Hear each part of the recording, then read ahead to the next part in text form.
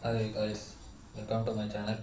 Today we are going to see about SOLAS 2024 amendments. Okay, let's get into the topic. So, the amendments were on the following topics such as safe mooring operation and modernization of GMDSS, watertight integrity, watertight door on cargo ship, fault isolation of fire detection system, life-saving appliances, and safety of ship using LNG as fuel. So the first topic, safety mooring operation. The amendments were made on to improve mooring mooring safety by introducing additional requirement to selection, arrangement and inspection and maintenance and replacement on mooring equipment, including lines, and also the documentation regarding the design of mooring arrangement and selection of mooring equipment will be required to be provided. So there were guidelines provided for that, and this design requirement will apply to new cargo and passenger ship constructed on or after January 1, 2024 and that are above 3000 GT, and should also apply to the ship of 3000 GT and below and as far as reasonably practicable. The maintenance and inspection requirement will be applied retroactively for all ships.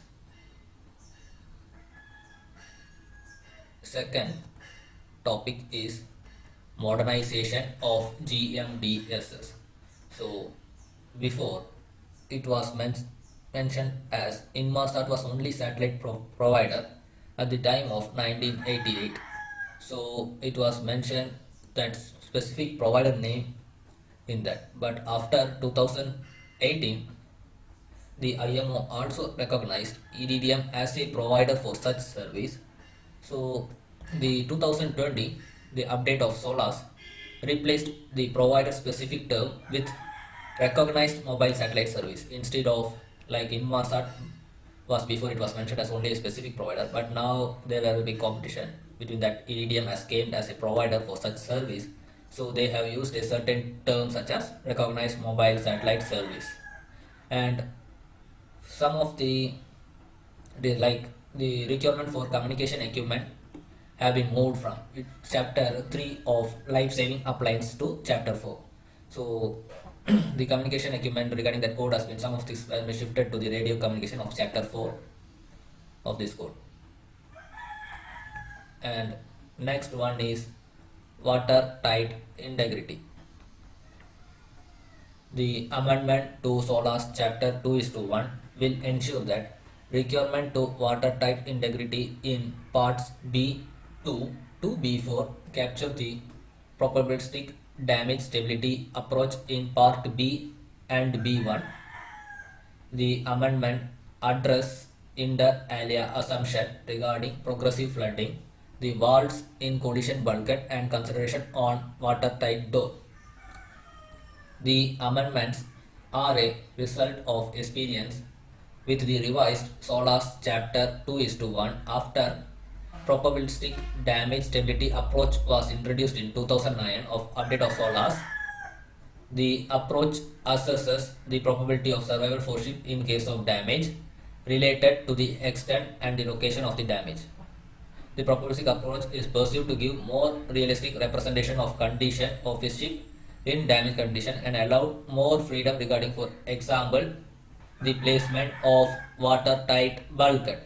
The amendment will apply to new cargo and passenger ship constructed on or after Jan 1, 2024 and will not have any impact on existing ship. This is code regarding where to prevent the damage in case of flooding.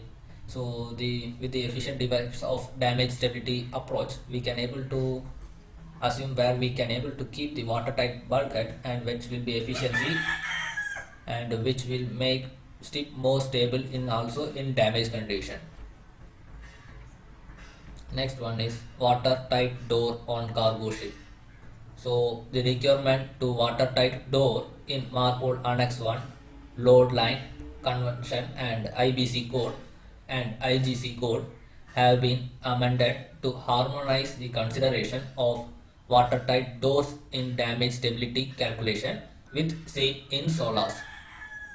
The inconsistencies were related to type of watertight door, to the technical operational requirement, and to the terminology for the frequency of use of watertight door. The amendment to load line convention and IBC code will enter into force on Jan 1, 2024, and amendment to Marpol Annex 1 and IGC code will enter into force on 1 July 2024, and amendment will apply to cargo ships and will not have any impact on existing ship.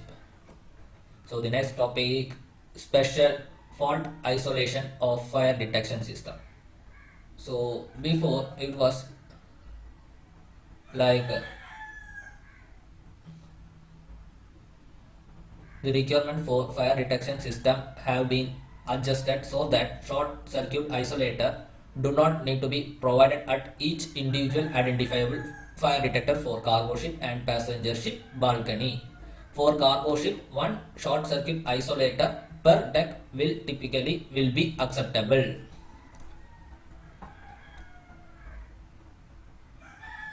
The amendment to Chapter 9 of FSS code will enter into force on Jan 1, 2024. Next one, life-saving appliances. So they have made some amendments like launching appliances of new rescue boat less than 700 kg does not need to have stored mechanical power, but handling shall be possible by one person. Next point, the free fall lifeboat will not need to be launched tested with ship making headway at a speed of up to 5 knots in calm water, as there are no additional dynamic load on launching arrangement. Lifeboat equipped with two independent propulsion systems do not need to be equipped with bion oars.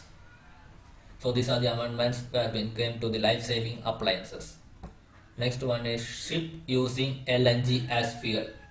So there are amendments as came in IGF code, such as the coffer dam should have a fire protection purpose and safe fuel distribution outside machinery space, and fire protection between spaces with fuel contaminant system, and fixed fire extinguishing system in LNG fuel preparation space. These are the amendments on IGF. So these are the following SOLAS amendment of 2024. Okay, thank you guys.